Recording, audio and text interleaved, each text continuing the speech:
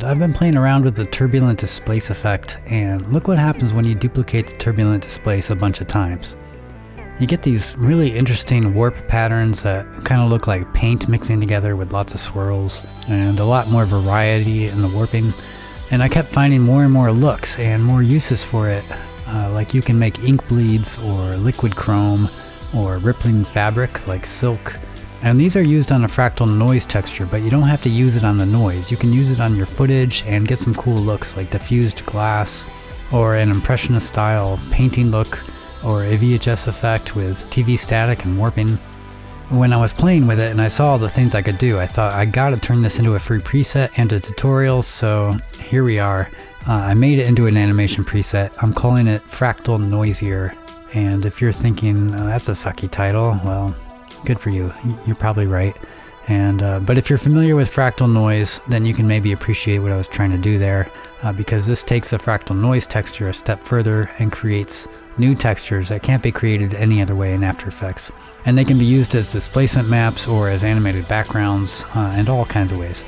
So let's have a quick look at the preset, and I'll show you some things that you can do with it. I'll put the link in the description where you can go and download it. It's totally free, and there will be a README document in the download that will tell you where to install the file, so that you'll always be able to access it anytime in After Effects.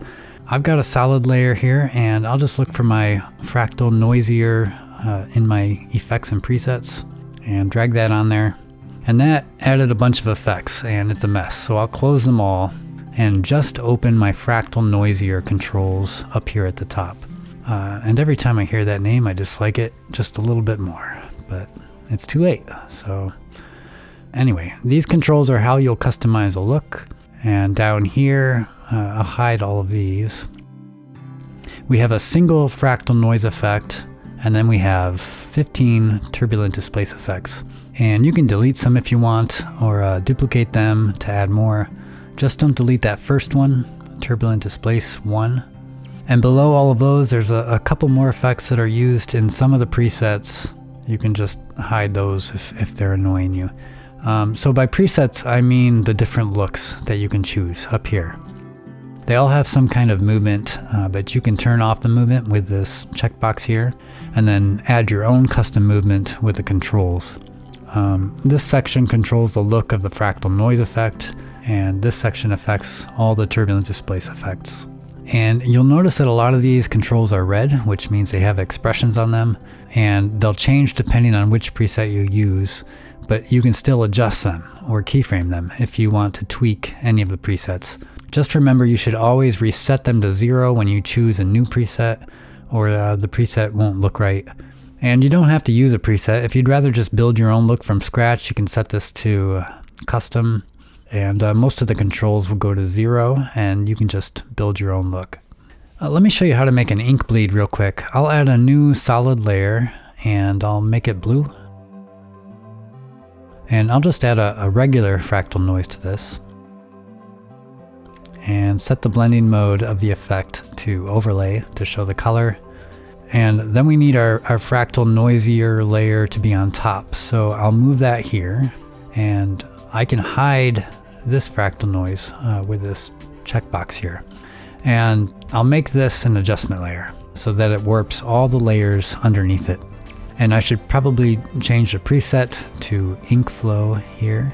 And so now I can add a mask to this layer, and I can keyframe the mask path to move wherever I want the ink to flow. I'd probably feather the mask a bit. And we don't want everything to keep moving, so I would remove the movement for the preset and just keyframe the amount, maybe to increase a bit as the ink pours into view, and maybe keyframe the evolution a little bit as well. One of the presets is called Painterly, so let's see what that looks like when it's applied to some footage. I've got this clip of this girl, and she's looking very painterly already. I could do the adjustment layer thing, but I'll just swap the source of a layer. So I'll select it and hold down the Alt or Option key, and then drag my clip into the comp. And this layer now is no longer a solid layer, it's now that clip, and I can hide the Fractal Noise to see it. It's very wavy, and that's because that last turbulent displace effect, which you should probably just hide if you're using this on footage. You could also look at the footage through diffused glass. You can try these other ones too. You might find something interesting here.